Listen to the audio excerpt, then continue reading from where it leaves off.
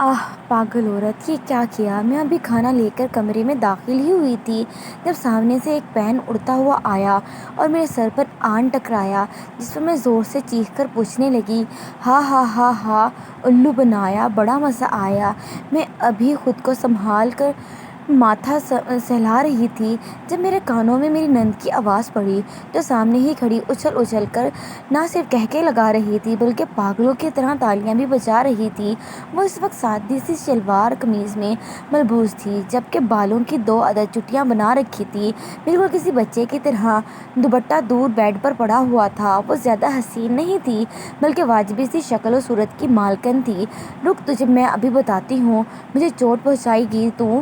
میں نے غصے سے بھڑک کر کہا تو وہ ڈر گئی، کانپنے لگی۔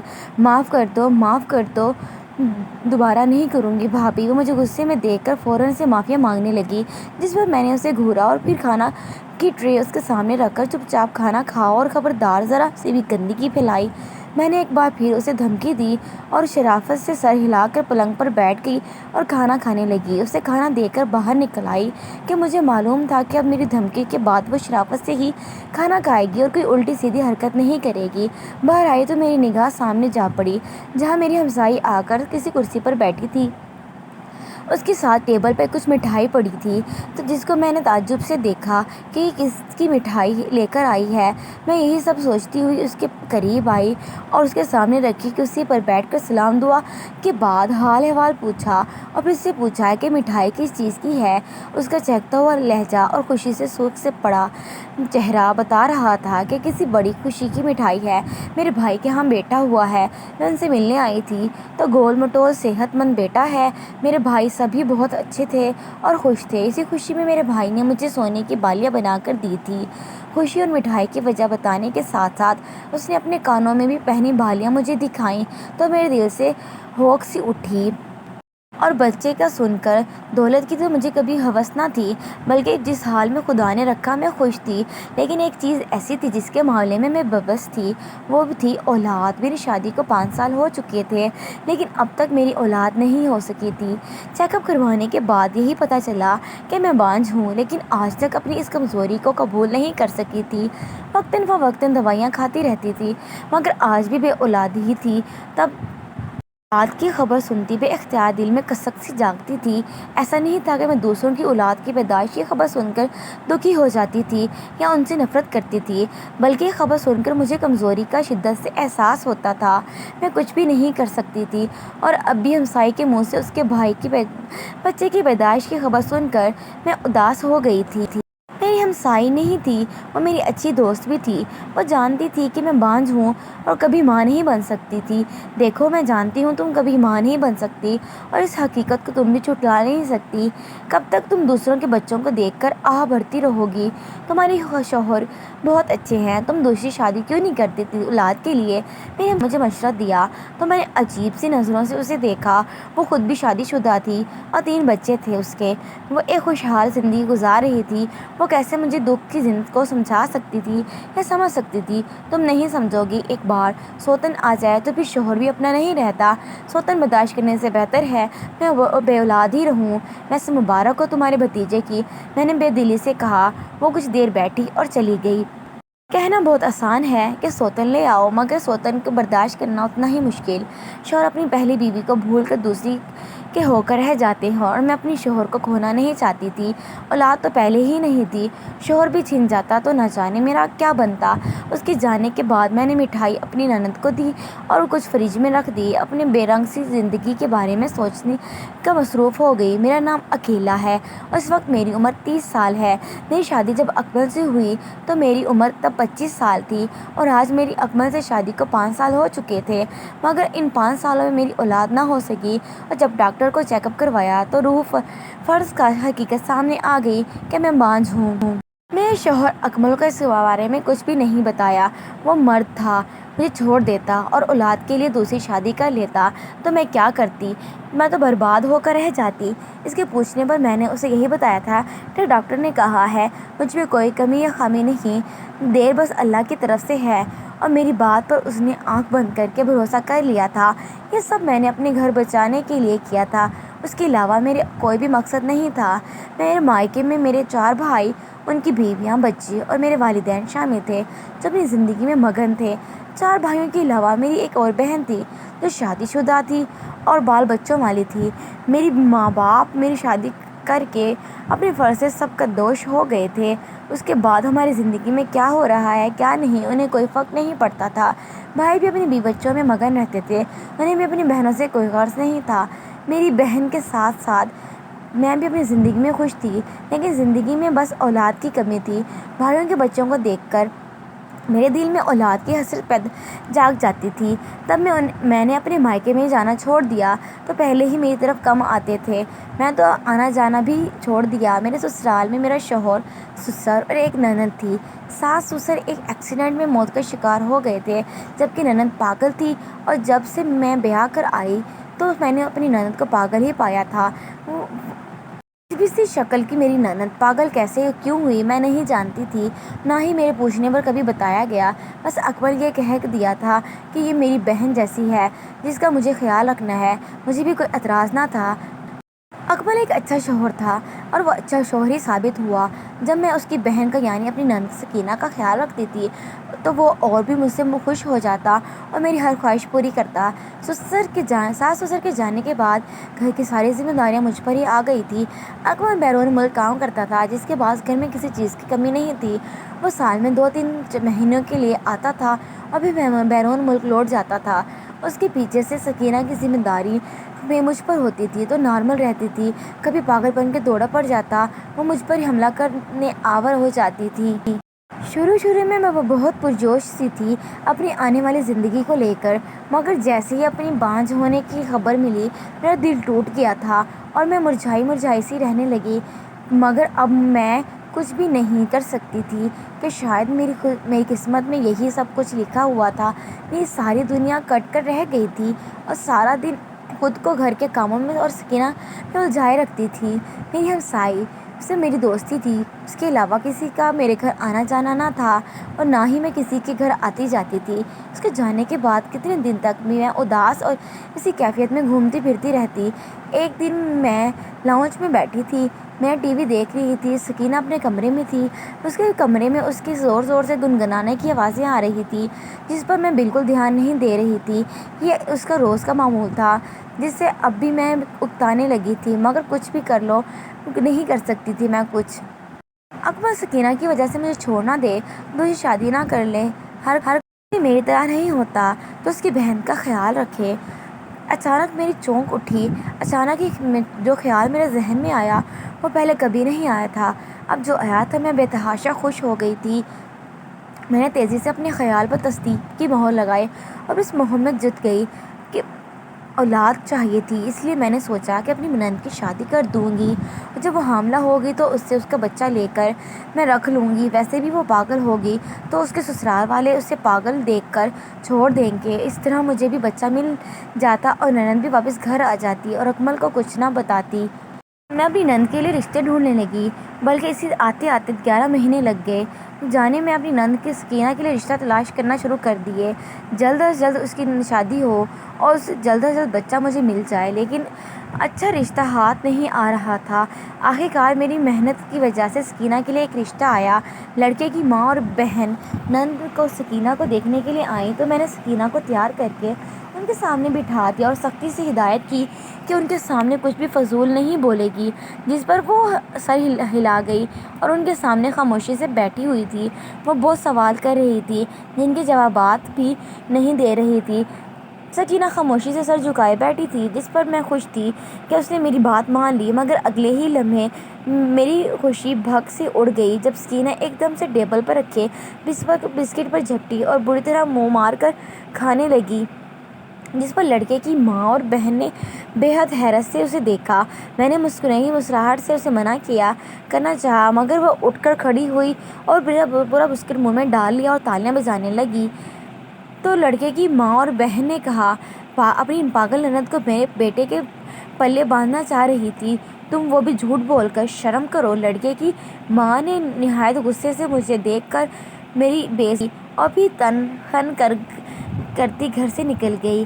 ان کے جاتے ہی میں نے غصے سے سکینہ کو پکڑا اور کمرے میں بند کر دیا اور سزا کے طور پر ایک وقت کا کھانا نہ دیا۔ میں اب ہاتھ پر ہاتھ دھرے نہیں بیٹھ سکتی تھی۔ تبھی میں نے سکینہ کے لیے کوئی اور رشتہ دیکھنا شروع کر دیا تاکہ جلد از جلد اس کی شادی کر دوں۔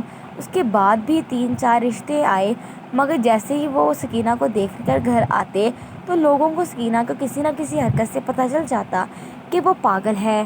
پھر کچھ دنوں بعد میرے دماغ میں ایک خیال آیا جس پر میں نے عمل کرنے کی ٹھانی، اور اب مجھے یقین تھا کہ اس بار سکینہ کی شادی ہو ہی جائے گی۔ انہی دنوں ایک رشتہ آیا۔ اچھے کھاتے پیتے لوگ تھے اور کچھ سیدھے بھی۔ میں نے فون پر ساری بات چیت کی اور پھر سکینہ کی بجائے اپنی تصویر بھیج دی کہ سکینہ کو تو لوگ کبھی پسند نہیں کرتے اور مجھے دیکھتے ہی پسند کرتے کیونکہ میں سکینہ سے زیادہ خوبصورت تھی۔ میں نے اپنی فوٹو بھیج کر لڑکی کا نام سکینہ ہی بتایا تھا، اور وہی ہوا جو میں نے سوچا تھا۔ ان لوگوں نے تصویر دیکھتے ہی پسند کر لی اور کہا وہ جلد از جلد نکاح کرنا چاہتے ہیں۔ میں بے حد انتہائی خوش ہوئی۔ اب کم از کم اس کی شادی ہو سکے گی، اور اپنی جگہ سکینہ کو کب اور کیسے بٹھانا تھا یہ بھی میں نے سوچ لیا تھا۔ بس اللہ میرا ساتھ دے دیتا تاکہ اس کی شادی بھی کسی قسم کی رکاوٹ نہ آئے۔ یہ سب میں صرف اولاد کے لیے کر رہی تھی، ورنہ کبھی ایسا نہ کرتی۔ میں نے فون پر ہی سب کچھ طے کر لیا تھا، کیونکہ اگر میں انہیں نہ گھر بلاتی تو وہ سب کچھ پہچان لیتے۔ وہ لوگ بھی جلد از جلد اپنے لڑکے کی شادی کرنا چاہتے تھے، انہیں بھی کوئی اعتراض نہ تھا، اور شادی کی تاریخ طے کر دی گئی۔ زیادہ مسئلہ میرے چہرے کا تھا۔ اگر انہوں نے مجھے نکاح کے وقت دیکھ لیا تو انہیں پتہ چل جائے گا کہ میں جس چہرے کو چھپا رہی تھی وہ سکینہ نہیں بلکہ اس کی بھابھی ہے۔ اس کا حل بھی میں نے جلد ہی تلاش کر لیا تھا، جسے سوچ کر میں مطمئن ہو گئی تھی۔ میں نے سوچا تھا کہ سکینہ کے چہرے پر گھونگھٹ دے دوں گی اور خود نقاب کر لوں گی۔ اگر کوئی ان میں سے پوچھے گا کہ تو کہہ دوں گی شرعی پردہ کرتی ہوں۔ نکاح کی تاریخ تو فائل ہو چکی تھی، تبھی میں نے نکاح کی چھوٹی موٹی رسمیں کر دی۔ جب میں سکینہ کے لیے کپڑے وغیرہ اور مہمانوں کے لیے کھانا وغیرہ شامل تھا، اور آخر وہ دن آ گیا جس دن کا مجھے شدت سے انتظار تھا۔ وہ مہمان جلدی آ گئے تھے۔ سکینہ کو میں نے گھر میں ہی تیار کیا تھا، گھونگھٹ اڑا دیا تھا اور اسے لالچ دے دیا تھا اگر وہ مہمانوں کی موجودگی میں سارا وقت خاموش رہے گی اور صرف تبھی بولے گی جب میں کہوں گی تو میں اسے ڈھیر ساری چاکلیٹس دوں گی۔ وہ اس لالچ میں آ کر وعدہ کر گئی تھی۔ اسے تیار کر کے میں باہر لے آئی تھی۔ وہ اتنا سج کے سنور کے بے حد خوش تھی۔ وعدے کے مطابق خاموش ہی تھی۔ میں نقاب اوڑھ کر رکھا تھا جس کے کوئی بھی پہچان نہیں پایا تھا۔ سکینہ کی رضامندی سے اس کا نکاح ہو گیا تھا۔ سب مہمانوں کو کھانا کھلایا گیا اور پھر میں نے سکینہ کو ڈھیروں ہدایات کے ساتھ رخصت کر دیا تھا۔ رخصتی کے بعد گھر بالکل خالی ہو گیا تھا کیونکہ سبھی مہمان چلے گئے تھے۔ رات ہو گئی تھی، میں بھی آرام کرنے کے لیے چلی گئی تھی۔ سب کچھ ویسا ہی ہوا تھا جیسے ہی میں نے سوچا تھا، اور اب تک میری مرضی کے مطابق سب کچھ ہو رہا تھا جس پر میں بے حد خوش تھی۔ اب بس باقی سب کچھ میری منشا کے مطابق ہوتا تو میرے پاس بھی اولاد ہوتی۔ اگلے دن میں اطمینان سے اٹھی اور ناشتہ وغیرہ کیا۔ ابھی ناشتے سے فارغ ہوئی تھی جب سکینہ کے سسرال سے فون آیا۔ میں نے تیزی سے فون اٹھایا تو انہوں نے جلدی سے وہاں آنے کو کہا۔ میں اگلے ہی 20 منٹ میں اس کے سسرال پہنچ چکی تھی، مگر نقاب لازمی کیا۔ تب وہاں پہنچی تو وہاں ہکا بکا رہ گئی کیونکہ سکینہ کے شوہر نے اسے نکاح کی اگلی صبح ہی طلاق دے دی تھی۔ اتنی جلدی یہ سب میں نے تو نہ سوچا تھا۔ اس کے سسرال والے مجھے باتیں سنا رہے تھے کہ میں نے ان کے ساتھ دھوکہ کیا، کہ جبکہ وہ ہر بات سے بے نیاز اب میں بھی پاگلوں والی حرکتیں کر رہی تھی۔ ان کی لعن طعن سن کر میں سکینہ کو گھر لے کر آ گئی تھی۔ مجھے لگ رہا تھا کہ میں اپنے مقصد میں کامیاب نہیں ہو پائی۔ تب مجھے چپ چاپ پھر سے اس کے غم کے ساتھ جینے لگی۔ میری اولاد نہیں ہے، مگر ابھی ایک ہفتہ ہی ہوا تھا کہ سکینہ کی طبیعت خراب ہو گئی۔ وہ بار بار الٹیاں کر رہی تھی۔ اس کی طبیعت بھی بوجھل سی ہو گئی تھی، جس پر میں سمجھ گئی تھی وہ حاملہ ہو چکی ہے، جس پر میں بے حد خوش ہو گئی۔ اس کا پہلے سے بڑھ کر خیال رکھنے لگی۔ میں اسے ہسپتال لے کر نہیں جانا چاہتی تھی کہ کسی کو پتہ نہ لگ جائے کہ میں نے اپنی پاگل نند کا نکاح کروا دیا تھا، کیونکہ اس کے بچے کو میں اپنا بچہ ہی کہلوانا چاہتی تھی۔ دنوں ہفتوں اور ہفتوں مہینوں میں بدلنے لگے، مگر جون جو وقت گزرتا جا رہا تھا میری نند کی طبیعت خراب ہونے لگی تھی۔ میں جب اس کی سے بچے کے بارے میں بات کرتی تو وہ بے بس روتی اور کہتی، بھابھی میرے پیٹ میں عذاب ہے۔ میں اس کی بات سن سن کر اتارنے لگی اور مجھے لگنے لگا تھا کہ وہ جان بوجھ کر مجھے تنگ کرنے کے لیے کہتی ہے۔ کبھی کبھی اس کا درد حد سے زیادہ بڑھ جاتا تو میں اسے ہسپتال لے جانے کی بجائے گھر میں ہی قہوہ یا پھکی وغیرہ دے دیتی، جس سے اسے وقتی طور پر آرام آ جانے لگا۔ آہستہ آہستہ میں نے اسے دوا درد کی کراہوں سے چیخوں کی نظر انداز کرنی تھی۔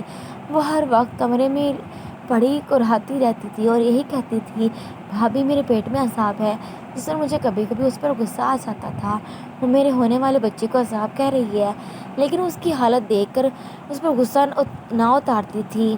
ایسے ہی 9 ماہ گزر گئے، لیکن میری نند سکینہ نے اولاد کو پیدا نہ کیا، جس پر میں پریشان ہوئی، مگر یہ کہہ کر خود کو تسلی دے کہ کبھی دن آگے پیچھے ہو جاتے ہیں۔ مگر 3 دن مزید آگے گزر گئے، لیکن میری نند نے اولاد پیدا نہ کی۔ میں بھی گھبرا سی گئی اور اسے ہسپتال لے گئی۔ میں نہیں چاہتی تھی کہ میری نند یا اس کے ہونے والے بچے کو ہسپتال میں کوئی پہچانے۔ اس کا پیٹ عام عورتوں کی نسبت 2 گنا بڑا تھا۔ مجھے بھی حیرت ہوئی تھی جب میں نے اس کا حد سے بڑا پیٹ دیکھتی تھی، تو میں پھر بھی یہ سوچ کر خود کو تسلی دیتی، شاید جڑواں بچے ہوں۔ لیکن اب ڈاکٹرز کا رد عمل دیکھ کر میں بھی طرح گھبرا گئی تھی۔ وہ کافی پریشان لگ رہی تھی۔ جلد ہی میری نند سکینہ کو کمرے میں لے گئی تاکہ اس کا چیک اپ کیا جا سکے۔ باہر ہی کسی کرسی پر بیٹھی تھی، ڈاکٹر نے اس کا پیٹ ارجنٹ چیک اپ کیا اور وہ بھی حیران تھے کہ اس کا پیٹ تو سائز میں بہت بڑا ہے۔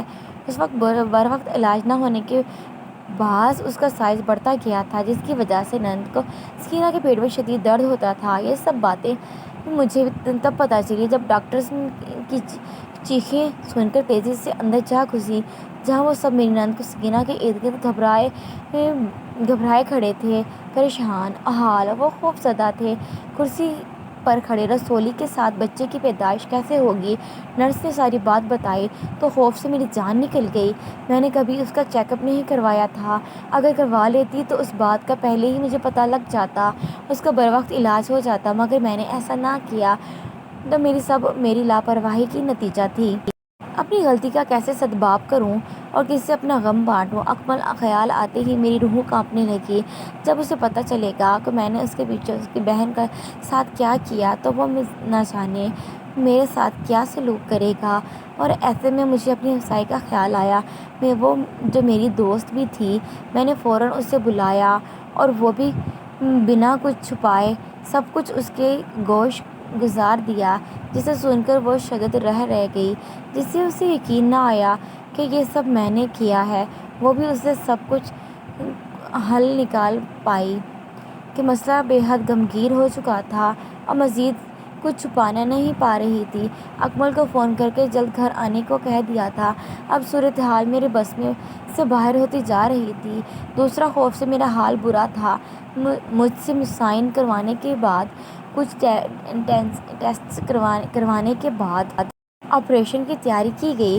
اکمل کو کچھ نہ بتاؤں، لیکن میں نے مزید کچھ نہیں چھپا سکتی تھی۔ ان سب میں صرف میں ہی قصوروار تھی۔